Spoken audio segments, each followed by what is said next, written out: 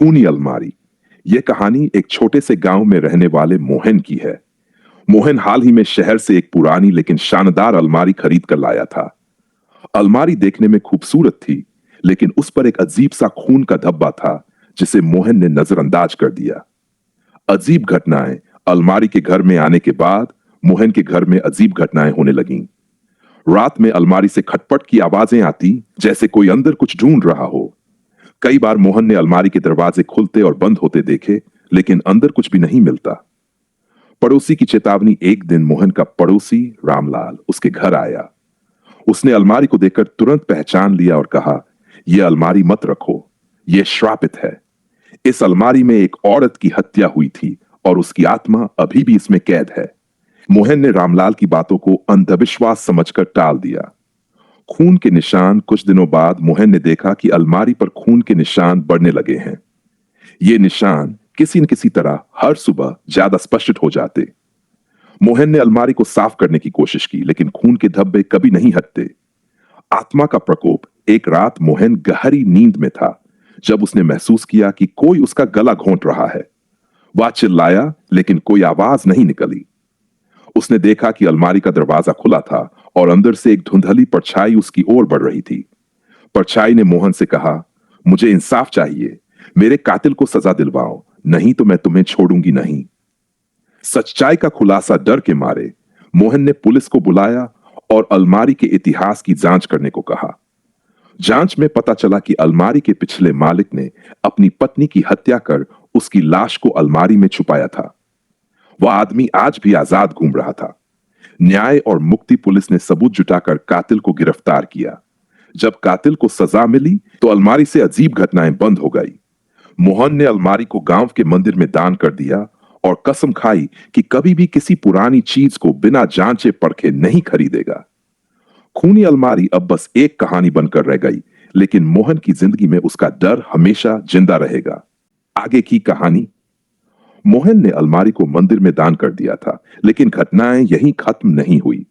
कुछ ही दिनों बाद मंदिर के पुजारी ने मोहन को बुलाया। पुजारी ने कहा, यह अलमारी पवित्र स्थान के लिए अशुभ है। यहां अजीब घटनाएं हो रही हैं। दीपक अपने आप बुझ जाते हैं और रात में अजीब अजीब सी आवाजें आती है। मोहन ने पुजारी की बात सुनी और समझ गया कि यह अलमारी अभी भी उस आत्मा की कैदगाह है। वह बहुत घबराया, लेकिन पुजारी ने उसे एक उपाय सुझाया। उन्होंने कहा, आत्मा को मुक्त करने के लिए उसे उसकी पूरी कहानी सुनानी होगी। तुमने जो किया उसे बताओ और माफी मांगो। आत्मा से सामना मोहन ने डरते हुए अलमारी को वापस अपने घर लाने का फैसला किया। उस रात उसने अलमारी के सामने बैठकर आत्मा को पुकारा। कमरे में अचानक ठंडी हवा चलने लगी और अलमारी के दरवाजे जोर से खुल गए। वही धुंधली परछाई प्रकट हुई। मोहन ने कांपते हुए कहा, मैंने तुम्हारे कातिल को सजा दिलवाई है, अब तुम मुक्त हो सकती हो। अगर कोई और शिकायत है तो मुझे बताओ। आत्मा ने कराहते हुए कहा, मुझे मुक्त होने के लिए मेरी अंतिम चिट्ठी चाहिए। वह चिट्ठी अब भी अलमारी के गुप्त खांचे में है। वह मेरी आखिरी निशानी है।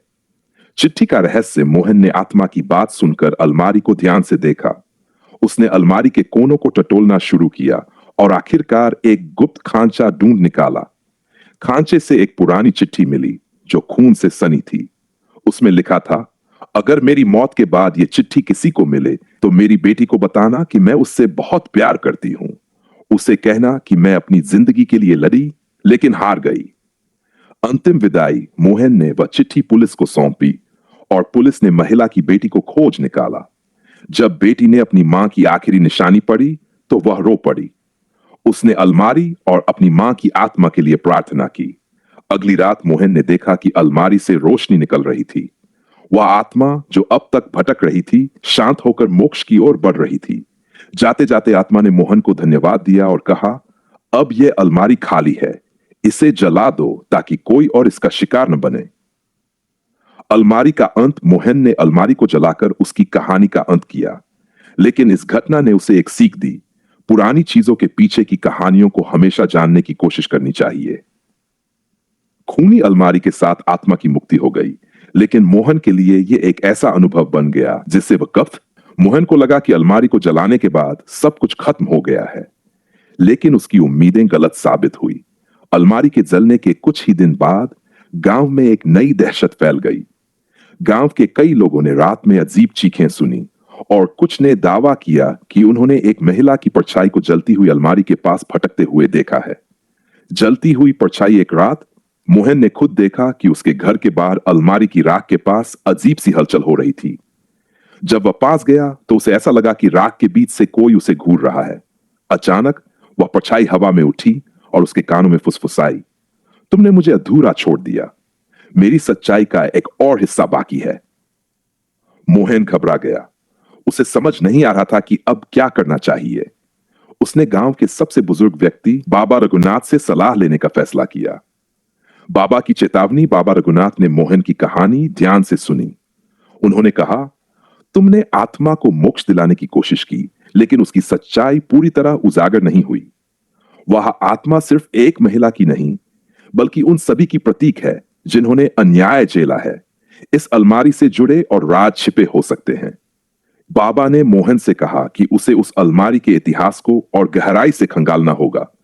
मोहन ने पुलिस से संपर्क किया और अलमारी के पिछले मालिक के बारे में और जानकारी मांगी। छुपे हुए राज जांच में पता चला कि अलमारी का मालिक एक धनी जमींदार था, जो दिखावे में शरीफ लेकिन असल में एक दरिंदा था। उसने न केवल अपनी पत्नी की हत्या की थी, बल्कि कई औरतों को इस अलमारी के पास ही मौत के घाट उतारा था। उनकी चीखें और दर्द उस अलमारी में कैद होकर रह गए थे। मोहन को यह भी पता चला कि जमींदार के वंशज अब भी जिंदा थे और उसी गांव में एक बड़ी हवेली में रहते थे। मोहन ने ठान लिया कि वह इस कहानी का अंत करेगा। अंतिम टकराव मोहन और कुछ गांव वालों ने जमींदार के वंशज से सवाल जवाब किया। पहले तो वह टाल मटोल करता रहा, लेकिन जब मोहन ने सबूत दिखाए तो उसने अपना जुर्म कबूल कर लिया। उसने बताया कि उसका परिवार उन गुनाहों को छुपाने के लिए पीढ़ियों से लोगों को चुप कराता आ रहा है। गांव वालों ने उस हवेली को जलाने का फैसला किया ताकि जमींदार और उसके काले कारनामों के निशान मिटाए जा सकें। आत्मा की शांति हवेली जलने के बाद मोहन ने देखा कि गांव की हवा अचानक हल्की हो गई थी। अजीब घटनाएं भी बंद हो गई। एक रात मोहन के सपने में वही महिला आई और मुस्कुराते हुए कहा, अब हम सब आजाद हैं, तुमने सच्चाई का साथ दिया, धन्यवाद। नेकने में अब शांति थी। मोहन ने यह ठान लिया कि वह अपनी बाकी जिंदगी अन्याय के खिलाफ आवाज उठाने में लगाएगा। अलमारी की कहानी अब गांव की परंपराओं का हिस्सा बन गई। बच्चों को यह कहानी सुनाई जाती ताकि वे सीख सकें कि सच्चाई और न्याय का साथ देना कि खूनी अलमारी है। खत्म हो चुकी थी, लेकिन मोहन की कहानी शुरू हो गई थी। अगर आपको हमारी डरावनी कहानियां पसंद आई तो सब्सक्राइब करें, लाइक करें और इस वीडियो को अपने दोस्तों के साथ शेयर करें। अपनी राय हमें कमेंट में बताएं और हमारे साथ जुड़े रहें ताकि आपको मिले डर से भरी और भी कहानियां।